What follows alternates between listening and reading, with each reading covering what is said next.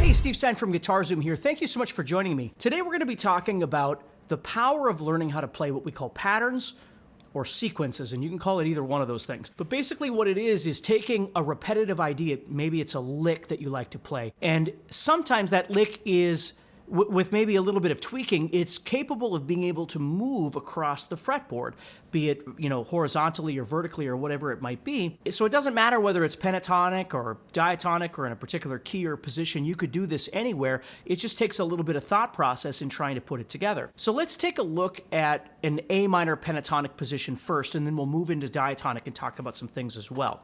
So in the pentatonic position here, maybe I come up with a repetitive lick that looks like this.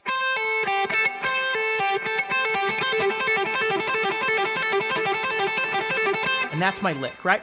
So what I could do with this then is just take that idea and then simply move to the second string and then abide by the minor pentatonic in this case, which means I'd go from 8 to 5 and then 7 back to 5.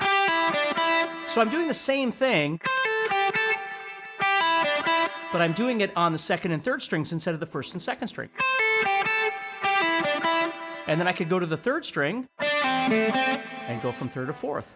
Fourth string. So I'm doing the same thing, and then end it somehow, in whatever way I choose. Now if I put those together,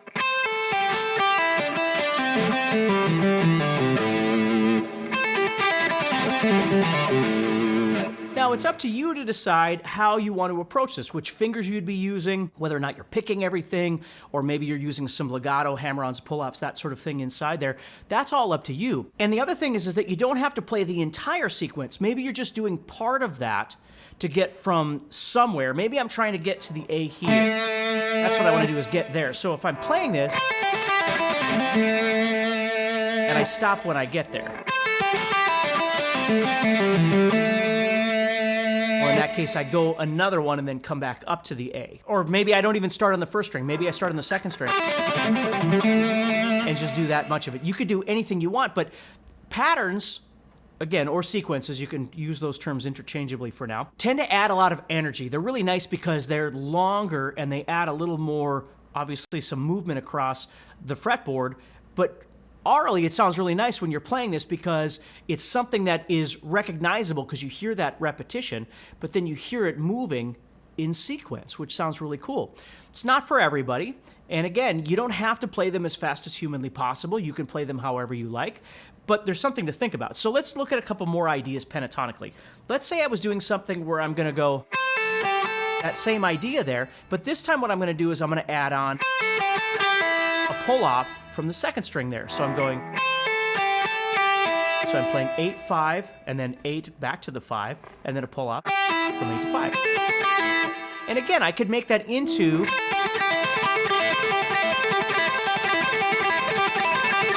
a lick on its own. But now what I'm going to do is take that same idea, move to the second string, third string, fourth string. So if I put those together,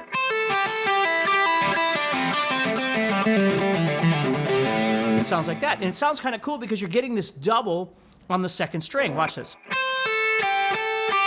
So I'm ending on the second string, and then my next sequence is starting on the second string. So I'm getting...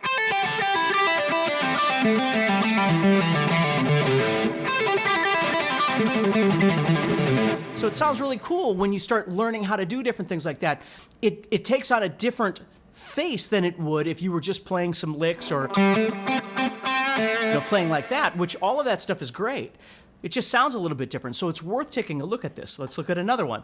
This is more of an Eric Johnson style thing where maybe what we would do is play something where we play a group of 4. And then what we're going to do is we're going to go to the next note of the A minor pentatonic. I started on 8, so now I'm going to go to 5, and I'm going to play 4 notes from there. So I have... Now I'm on the second string. I'm going to play the 8, go 4 down from there, and then play the 5, and go down 4 from there. So I have... And then.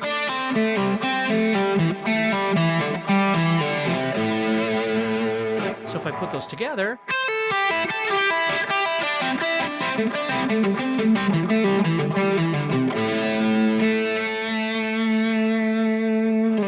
So again, sounds really interesting, and then you can build them up into whatever speed you want. So there's lots of different ways of approaching this, but let's go back and now let's look just a little bit at moving this direction, and then we'll take a look at some diatonic stuff. So now let's go back to this idea. The first idea we had. So I could take that idea, maybe I change my fingers, maybe I don't, but my idea is I'm gonna move up the fretboard this way in more of a pentatonic fashion through the positions. Now, when you do this, what you're going to find is that sometimes you might want to stay absolutely true to the scale, which is A minor pentatonic, but sometimes, depending on what you're trying to get out of the pattern that you're playing, you might need to adjust the notes a little bit, which means you might be borrowing from, for instance, the diatonic scale or something like that, to make the pattern or the sequence that you're playing easier to execute. Let me show you what I mean. So if I was playing this and I did this,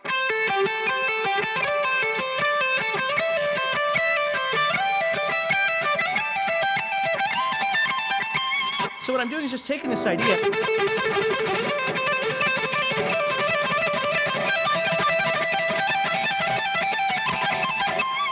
so I'm moving that up as I go. But let's say when I get to the 10th and 12th, where I would have, and I have to go to the 13 to stay true to the A minor pentatonic. And then I move up, and I'm back on track. But that one can be really difficult for people. So what I see a lot of players do is when they play something like this, when they get to this position, instead of playing 12, 10, and then play the 13, they might just even that out and play 12, 10, 12 to make it more sequential and patternized and more shape-oriented. So now I'd be playing 8 and 5, 10 and 8, then move up and play 12 and 10.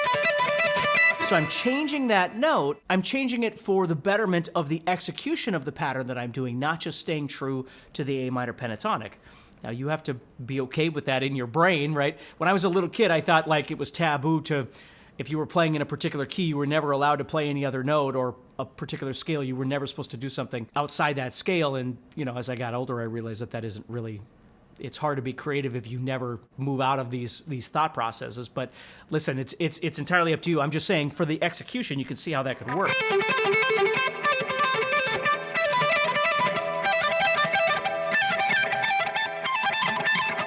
So that's, and there's a lot of ways. I mean, I could take half of the stuff I just played and I could move it up and down sequentially, doing exactly what I'm doing right now with that one lick.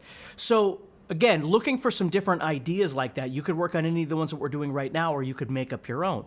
So let's move into the diatonic world a little bit, and there's all kinds of different ways to do this, but I just want to give you a couple things to think about. So let's say, for instance, you're playing a scale like G major. So if I was playing this.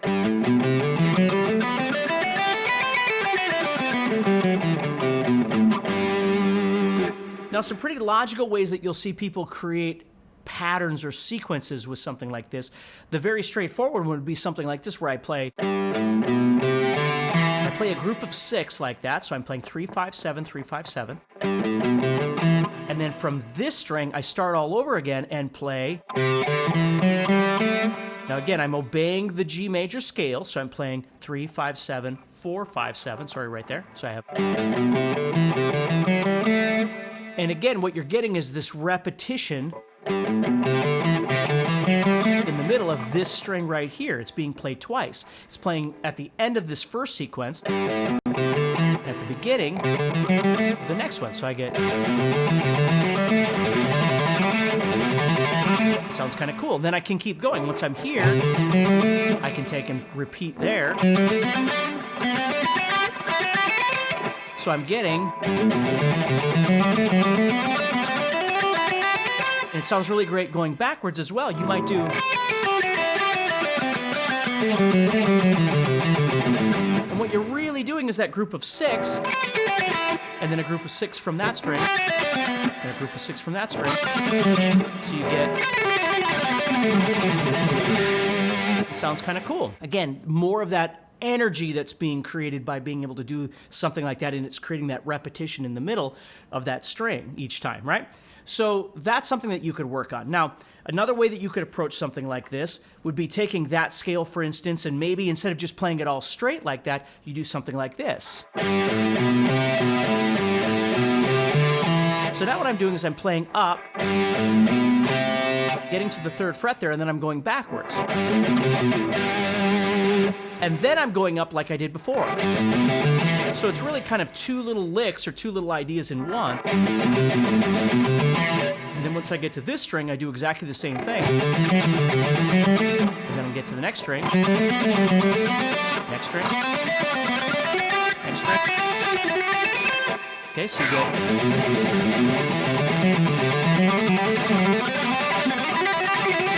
that kind of idea.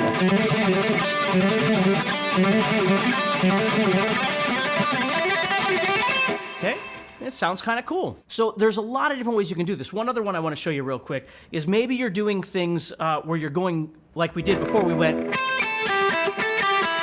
down 4. Well, let's say we did something like that in the diatonic realm here, where we're going down 4 notes from this G major. But then we go back to the next note, because we started on 8, so now we'd go to 7 and go down 4 notes. And then we go to 5 and go down. So we get... okay? And then from here... and then... So you can keep going over and over and over. Now again, you don't have to do all of it. You might just do one group of strings, like the 1st and 2nd strings, or 2nd and 3rd strings, or those 2 sets, and then that's it. But it's something worth looking at. Another way you could approach that would be doing the same idea, but this time what I'm going to do is I'm going to go forward from the 7 to the 8, and then I'm going to go forward from the 5 to 7. So I'm going, and then 8 to 5, 7 to 8, 5 to 7. You see?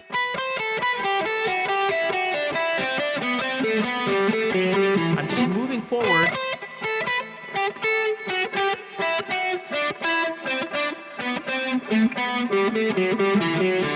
Going down that scale. And what's kind of neat about doing something like this is you can also, if you know more of your fretboard, again, I'm in G major. If I came up here and started on 14, 15, I could do the same idea. And now I'm back where I started, right? So now I might start moving from more of a horizontal to more of a vertical motion.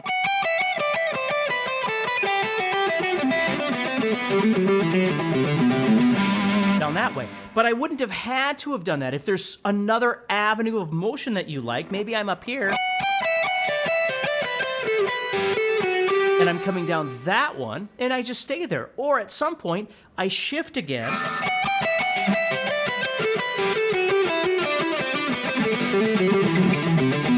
So there's all kinds of different ways that you can approach something like this. And always remember, it's not that it all has to be super fast. If you want it to be fast, you can practice it over and over and over and develop it, and that's great. But sometimes it doesn't need to be that. Sometimes you might just be using it in more of a rhythmic sense.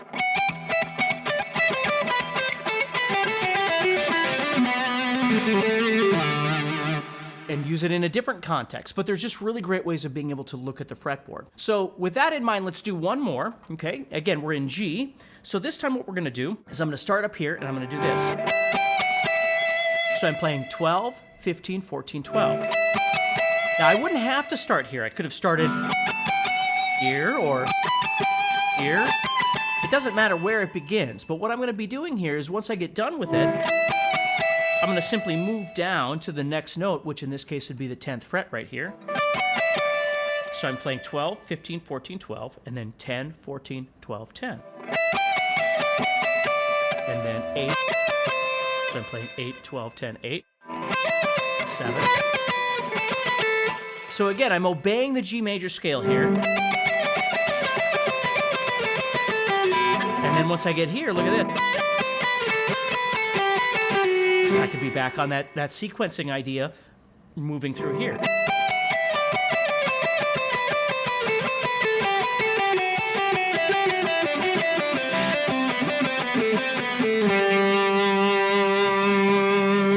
Okay? And with any of this stuff, you can go either direction, whether you want to move this direction, or you want to move backwards, whatever works for you. But it's worth taking a look at if you've never thought about playing sequences before.